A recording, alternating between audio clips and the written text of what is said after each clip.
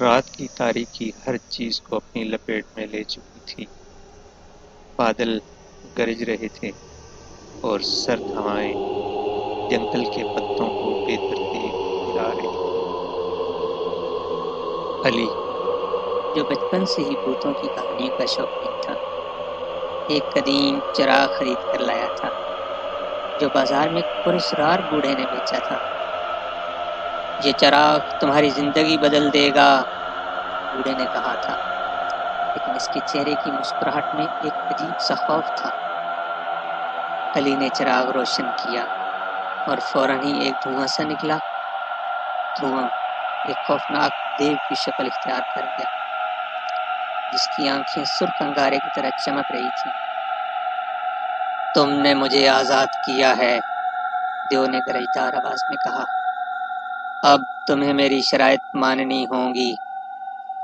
علی خوف سے کانپ اٹھا، لیکن اس نے ہمت کرتے ہوئے پوچھا، کون سی شرائط؟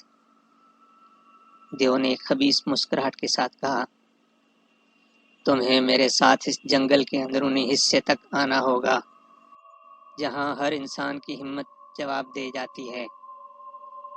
علی نے چراغ کو مضبوطی سے تھام لیا اور دیو کے پیچھے چل پڑا۔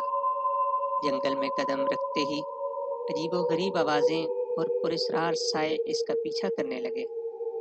ہر قدم کے ساتھ خوف بڑھتا گیا، لیکن علی نے اپنے دل کو مضبوط رکھا۔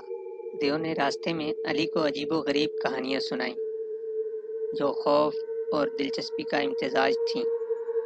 ایک مقام پر علی نے دیکھا کہ درختوں کی شاخیں انسانی شکل اختیار کر رہی تھیں، جیسے وہ اس سے باتیں کر رہی ہوں۔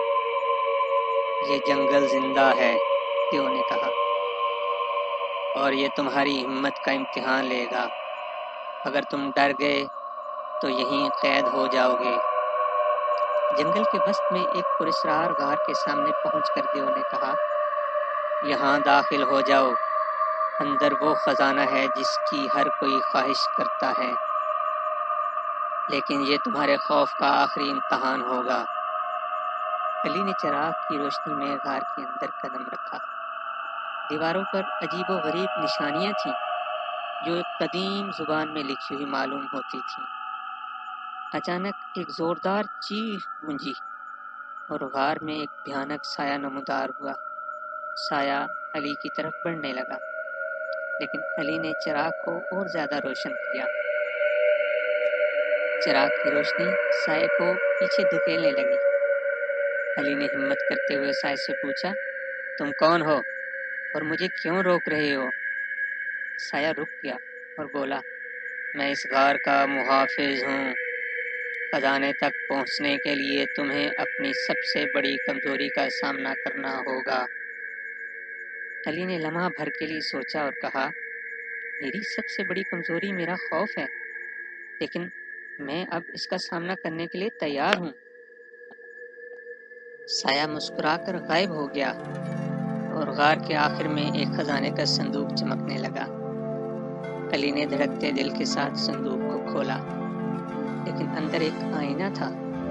آئینے میں علی نے اپنی ہی تصویر دیکھی، لیکن وہ تصویر ایک بہادر اور پر اعتماد علی کی تھی۔ دیو دوبارہ نمودار ہوا اور بولا، یہ خزانہ تمہاری اپنی ہمت اور خود اعتمادی ہے۔ اگر تم یہ خزانہ پالو تو دنیا کی کوئی طاقت تمہیں شکست نہیں دے سکتی۔ علی مسکرایا اور چراغ کو دوبارہ بند کر دیا۔